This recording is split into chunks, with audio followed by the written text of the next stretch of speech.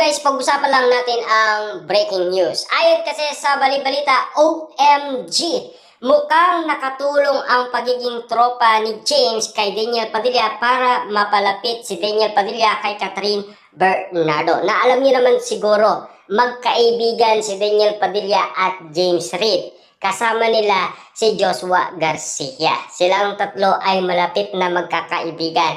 At lalong-lalo na kasi si Daniel Padilla na kasama si James Reid sa endorsement ng Pepsi. Na alam niyo naman siguro, marami ng karanasan ang dalawang yan na talagang eksklusibong magkaibigan at magkatropa. Kaya nga naman kasi tila tinutulungan umano ni James Reid si Daniel Padilla para mapalapit kay Catherine Bernardo. Na alam niyo naman siguro ang bulong-bulungan. Tila nakukuha na kung bakit pinag-love team sina James Reid at Catherine Bernardo. Dahil si James Reid malapit umano kay Daniel Padilla.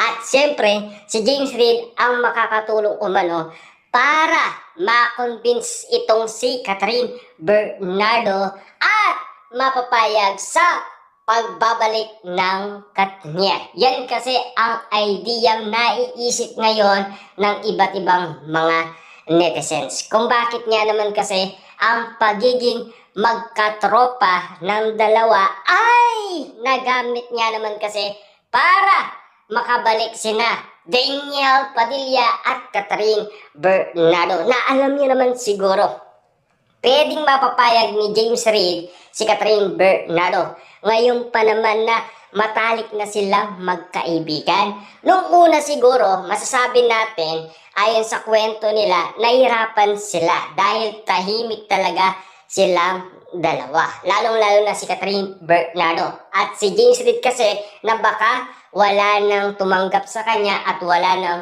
manood. Pero, ang chika, ang naiisip ng karamihan, ang pagiging magkaibigan ng dalawa mukhang nagagamit umano para makabalik ang Katniel at para makagawa ng panibagong movie. Yan kasi ang naiisip ng karamihan. Tila may idea si James sa nangyayaring bali-balita patungkol sa comeback ng Katniel. At lalong-lalo na, naniniwala rin kasi ang karamihan dahil sa parinig ni Sofia Andres na mukhang may alam ito sa nangyayaring update sa ABS-CBN management. Na alam niyo naman siguro, nang dahil din kay Sofia Andres, lumitaw ang issue kay Andrea Brillantes. Doon na umano umusok ang balitang si Andrea Brillantes at Daniel Padilla magkasama sa Spain. Kung papaano nga naman kasi nag-iingay noon si Sofia Andres patungkol kay Daniel Padilla at Andrea Brillantes. Yan kasi ang mga tunay na balita noong 2023. Pero dahil nga naman kasi sa tulong ni James Reid at si Sofia Andres, mukhang naririnig na nilang babalik na sina Daniel Padilla at Catherine Bernardo. Ito na ang tamang pagkakataon para ang mga loyal fans ay kumalma na dahil babalik na ang kanilang inihintay na sina Daniel Padilla at Catherine Bernardo. Nararamdaman na natin kasi puro parinig na lang ang naririnig natin sa social media na pinag-uusapan. Malamang sa mga ginagawang aksyon na mga ganito, talagang babalik na sina Daniel Padilla at Catherine Bernardo. Hanggang ngayon kasi, tahimik lang sina Daniel Padilla at Catherine Bernardo dahil sa kanilang pagiging solo era. Nang dahil sa kanilang pagiging solo era ay nabago sila at siyempre naging matured na rin. At lalong-lalo na kasi sa pagbabalik nila, alam na nila ang tunay na kadahilanan kung bakit natalo sila noon ng Cat Den movie. Kasi may pagkukulang nga naman kasi si Daniel Padilla. Yung mga hindi nagawa ni Daniel Padilla noon sa The House of Us ay magagawa niya na sa bagong movie.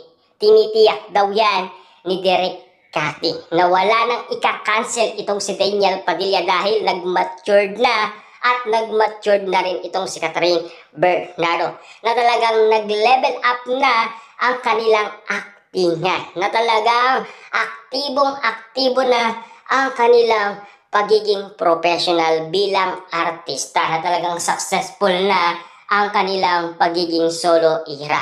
Talagang ito na ang pinaka iniintay na natin. Malapit-lapit na. Aabangan na lang natin kasi kalmado na ang lahat. Na alam niyo naman siguro, ang pagkakataong ito na tahimik lang, biglang mag-aapoy na lang bigla.